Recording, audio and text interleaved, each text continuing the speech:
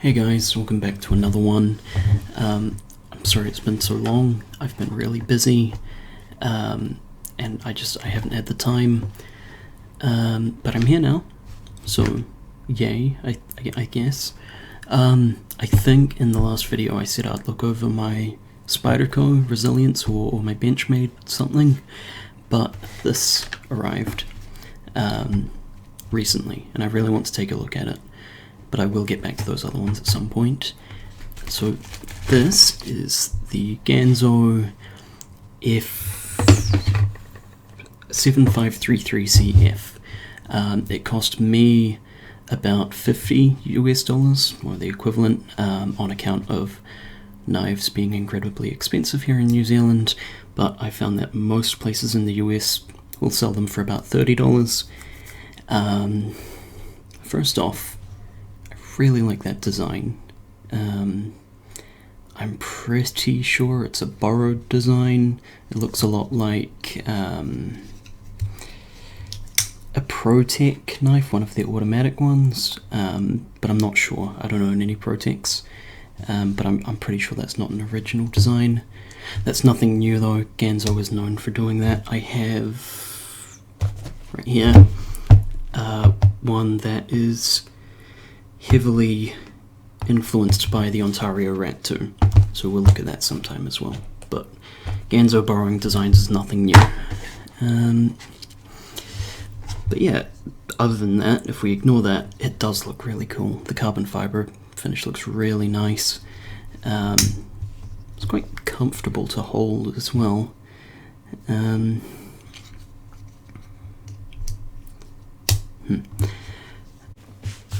To give you guys a better idea of the size, I'm just gonna grab a couple of the knives. So there it is next to a Rat 2, that one. Oh, that's quite small. There's a CIKT squid as well, but it is quite similar to, I think that's the P128 from Rake. Pretty similar, though that one's a little bit bigger. Got some specs here to run through. I'm not going to go over all of them, just the ones we care about, starting off with the length. So total length is 210 millimeters. The blade is 89 millimeters, and closed it's 121 millimeters. The blade thickness is 3.3 millimeters, and it weighs in at 126 grams.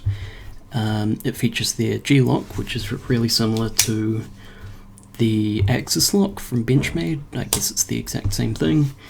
So that's how that works. Blade steel is 440C. We will talk more about that in a minute. The handle is, they say carbon fiber, but I'm pretty sure it's carbon fiber over G10. And the clip is non-deep carry.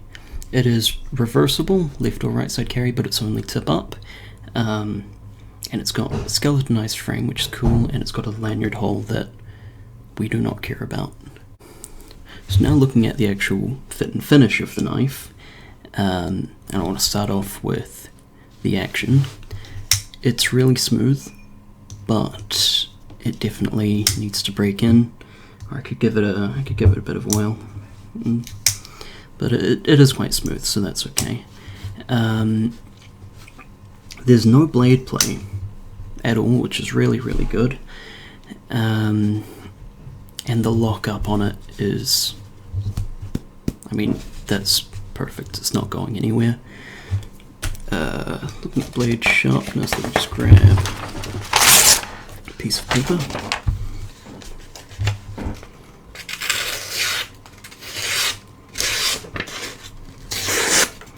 It's perfect. Out of the box, it's absolutely perfect. The edges are all smoothed over really well. There's no sharp edges where there shouldn't be. So that's really good. There's no blemishes or marks anywhere on the handle or on the blade. And clip is really tough, but that will break in over time. And the centering is pretty much perfect. It is maybe just a tiny bit off to one side. I don't know if you'll be able to see on my crappy camera. It is a tiny bit off, but like not even half a millimeter, so I don't think that really matters at all. So yeah, for the most part it's pretty good. I don't know if I like it enough to recommend it. Mostly it's good, you know, aesthetically it's really cool. The ergonomics are really nice, it's real great to hold. The blade is just razor sharp out of the box, and the action's really smooth. The few things I don't like about it, you know, save for one, are pretty minor. So the fact that the design is borrowed, the fact that the clip is not four-way, it's only reversible tip-up, but that works just fine for me. And it's also overpriced. I think $30 is a bit much, especially given the blade steel, and that's the big thing. So 440C is just not good enough. While it is usable for an EDC knife, you'll be sharpening it all the time. And honestly, for $30 you can get something way better. Kershaw probably has dozens that are less than this that will be better. Rakes as well, they run for about $30 to $40. I've got heaps of them, and probably another couple, but these are all pretty much less than $40, but most are around kind of $30 to $35, and they're really good. There's also like Honey Badger is a really good, really cheap brand. So, you know, the value isn't really there, but it is a nice knife. I think they focused too much on how it looks instead of focusing on making a proper, like, functional knife, especially for EDC. I will still carry it and I will still use it, but that's because annoyingly I do like it. But that blade steel kills any chance of me recommending it. To put a number on it, it's like a 6 out of 10. If you're after a good EDC knife for $30, get one of the Rakes or a Kershaw or the Honey Badger or any others. There are heaps out there. Or wait for this to be on special somewhere, then get it. But as it stands, I can't really recommend it.